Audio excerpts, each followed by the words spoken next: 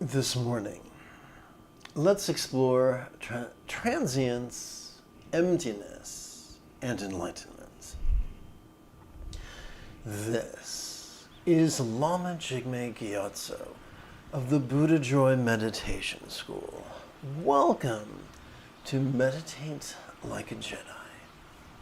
This is the Lama you are looking for.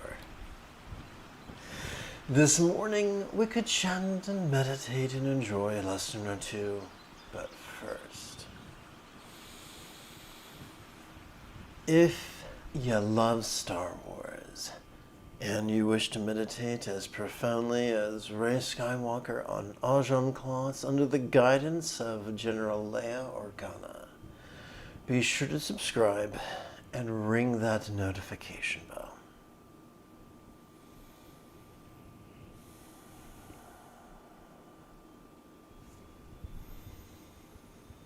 If at any point during this morning's live stream you have a question, do not be shy. Simply type your question in great detail in the chat window on the right-hand side of the screen. If you're watching a replay, you'll want to type your questions in the comment window just below the video.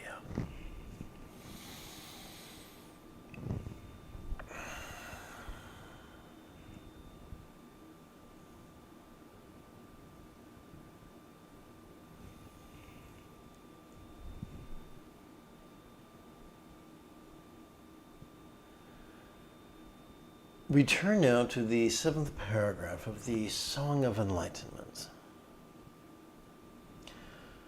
Transience, emptiness, and enlightenment, these are the ultimate truths of Buddhism. Keeping and teaching them is true Sangha devotion.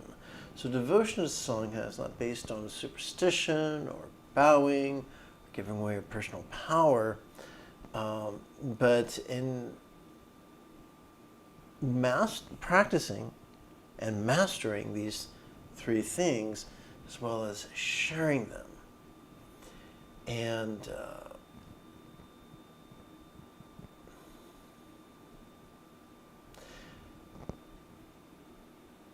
so there are many sanghas, there are many student bodies. And when you get exposed to a sangha whose results, that doesn't help its members to be peaceful or loving, if you see a way to fix that, you must speak up politely as best you can. Let's continue. Well, so transience is a fancy way of saying impermanence or change. Emptiness is a metaphor, which we will get into in a few minutes. Enlightenment is nothing more than the mastery of the Eightfold Path.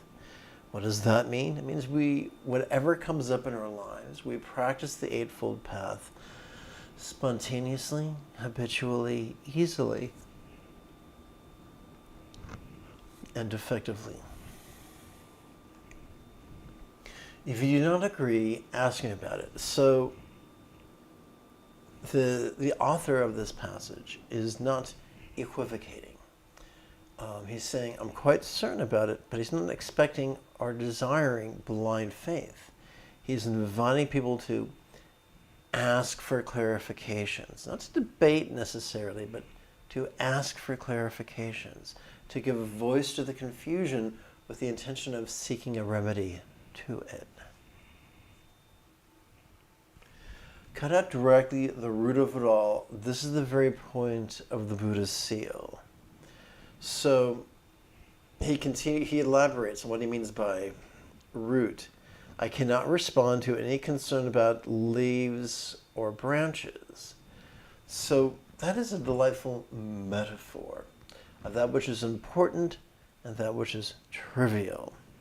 Some people become masters of minutia, tyrants of trivia, and they think that makes them wise. And there's a great difference between wise and clever.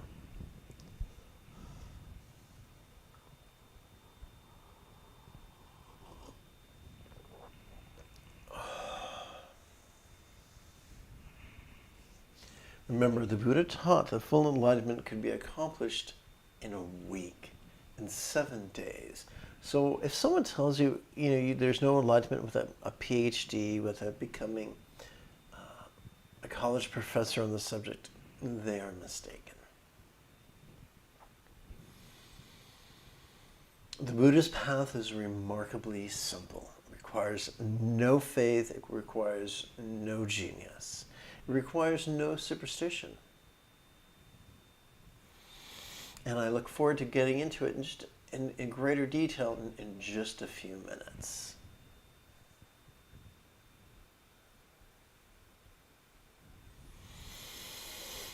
Every 12 hours, I broadcast a live meditation class without any ads.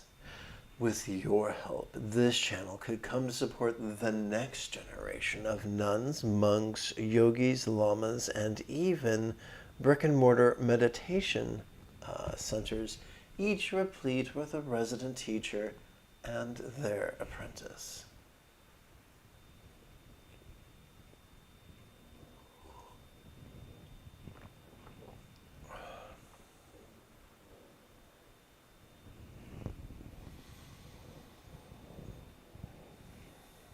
If you'd like to help out, even for as little as the cost of 1 cup of coffee a month, use the camera on your smartphone to capture this QR code, or simply click the Patreon link in the description area below the video.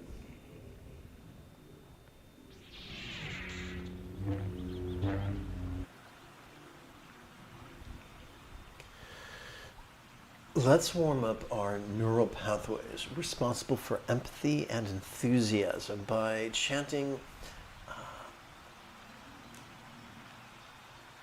by performing the recitation of bodhicitta and refuge. May I liberate all beings by relying on the Buddha's example, instructions, and students. May I liberate all beings by relying on the Buddha's example, instructions, and students. May I liberate all beings by relying on the Buddha's example, instructions, and students.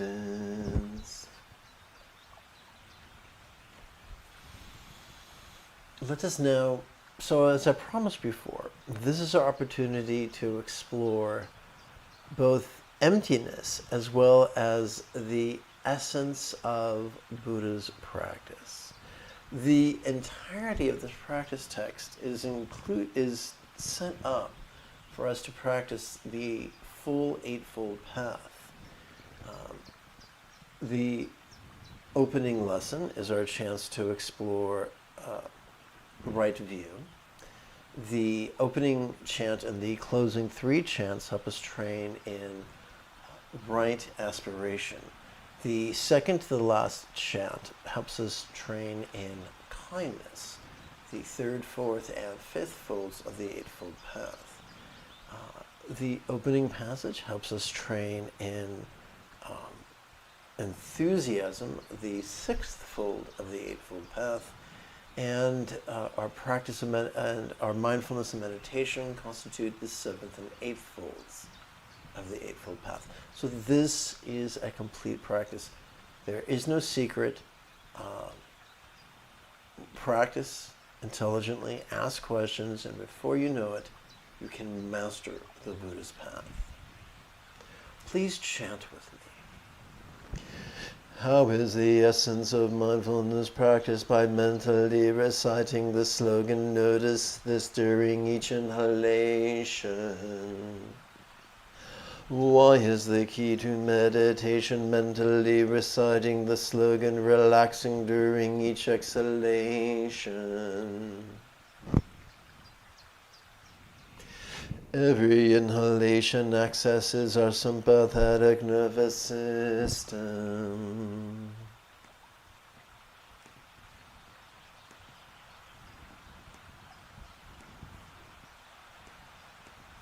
That supports the sensory acuity necessary to notice sensations, flavors, and sounds, as well as sights and the like. and emotions, intention, reason, recollection, and imagination. When we do so vulnerably, passively, viscerally, and spontaneously, the only label we need uses the pronoun this.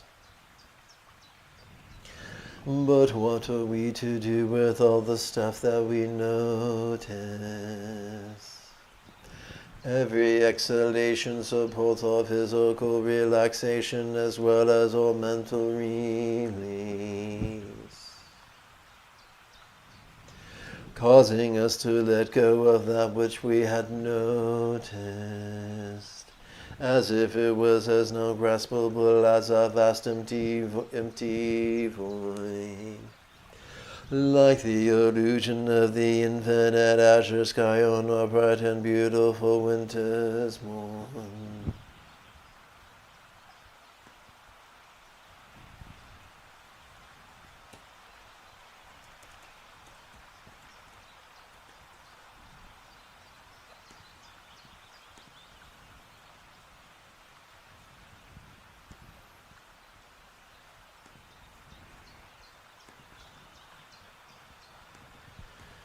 Which, although tantalizing to the eye, could feel not graspable to the hand. Exhaling thus releases our resistance to the presence of that which we hate, the absence of that which we crave, and the loss of that to which we cling. You don't need, so at any time during the live stream, if you have a question, type it in great detail.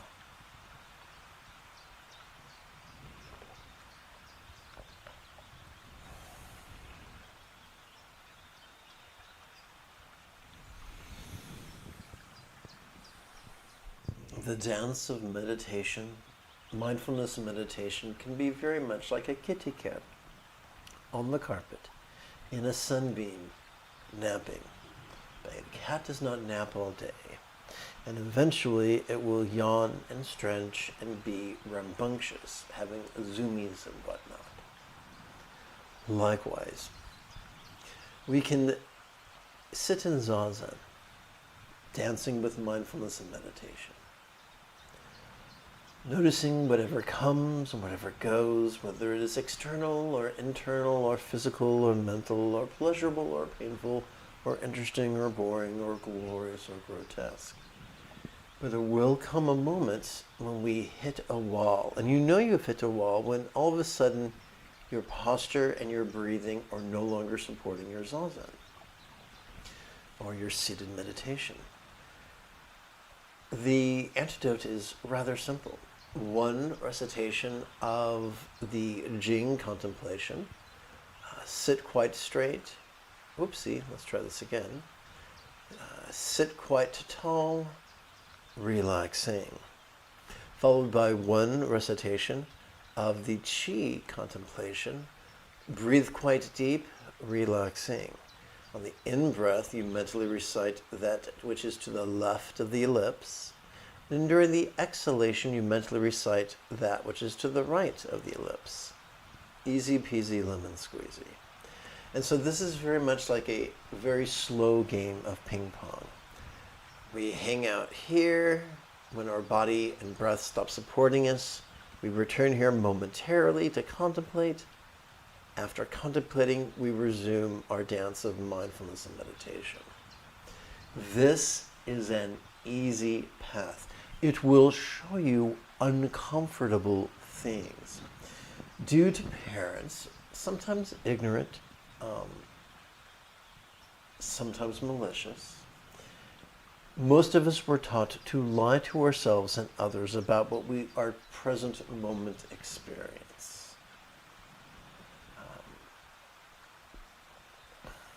I'm not furious, I'm angry. I'm not angry, I'm annoyed. I'm not annoyed, I'm disappointed. I'm not disappointed, I'm sad. I'm not sad, I feel pity for you. We hem and haw until we have quite divorced ourselves from what we feel. in the spontaneity of mindfulness and meditation, you will relive things from the past, memories, fantasies, and sometimes a combination of the both. You also experience the present moment and our fantasies about the future. Sometimes with great vulnerability. Sometimes seeing, perhaps for the first time, how we truly felt about a certain situation or an individual. Not the sanitized version, but the raw, ugly, grotesque version. Our job is not to indulge our rage or our terror or our despair, nor is it to ignore it, but to observe it courageously, applying the label this. And then during the exhalation, to relax. That does not make the experience go away, but it seems to slice the marionette strings that would control our choices and our utterances and our deeds.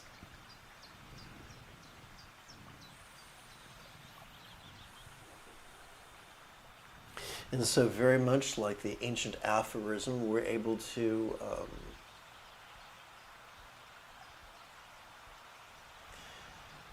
meditate as if we were, our meditation could be described by the phrase, whatever comes, let it come. Whatever stays, let it stay. Whatever goes, let it go. You cannot let it go by singing a song from a Walt Disney movie. You cannot let it go by just choosing to. But you can go through the cunning use of your autonomic nervous system. Let's practice for approximately 60 minutes. If this is your first time, here's how you do it. Set your timer for 5 minutes. Practice for 5 minutes every 12 hours. After a week, you're ready to increase it by 5 minutes. After at the conclusion of 12 to 13 weeks of this, you will be comfortable with a 60-minute meditation every 12 hours. From little seeds, great oaks grow.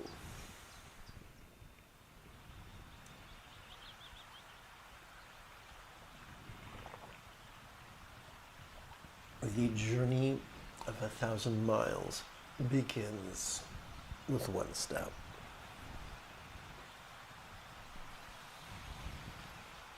Now, if you have any physical limitations, you may wish to use props. I'm going to reach for a circular cushion that in Japan is known as a zafu. And if there's anybody of Japanese extraction that doesn't like the way I pronounce that, I sincerely apologize. I'm not a linguist. I mean, no disrespect. Just an ignorant gaijin doing his best.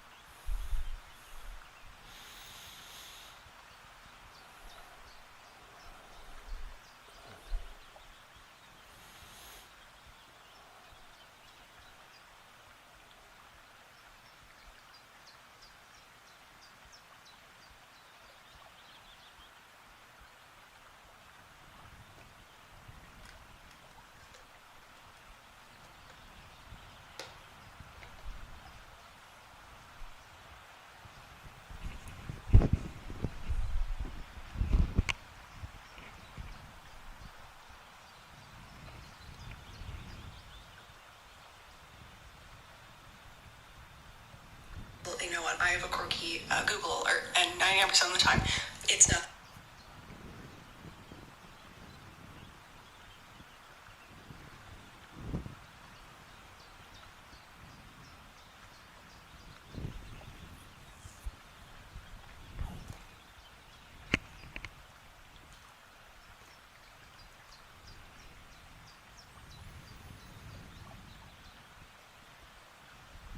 A famous and deeply misunderstood slogan from Soto Zen is good for nothing sitting. That does not mean an unproductive meditation. What it means is a non-neurotic meditation. There are those who foolishly think it means don't desire meditation, don't desire peace, don't desire wisdom. But that is the conclusion that comes from a literal interpretation of slogans, which seldom ends well. The second fold of the Eightfold Path is right aspiration. So that it refers to two things. Number one, the right goal, and number two, the right means. So the inference is you can have the right goal, but if you chase after it neurotically, frantically, foolishly, you will do more harm than good. So meditation is effective when it is, yes, productive and peaceful, productive and transformative, but also peaceful and gentle and sustainable. If the way we meditate turns us into cranky, competitive people, we've taken a horrible wrong turn.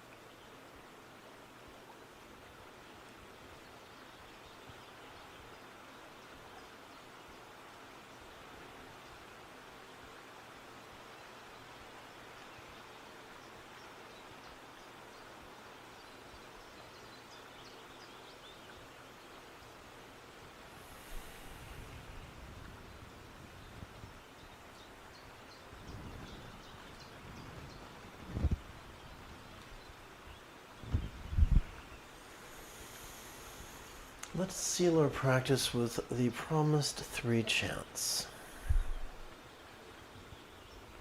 We begin with impermanent zeal and love. May each being take auspicious rebirth, master the Buddha's path, and then help all others do likewise. We proceed now to the ethics of kindness. May all beings practice of kind communication, conduct, and calmness for spontaneous and uncontrived. And let us conclude with the 4 immeasurables. May everyone be free from stress, may everyone be happy. May no one be separated from the happiness. May everyone have balance from the tyranny of hating, craving, and clinging freed.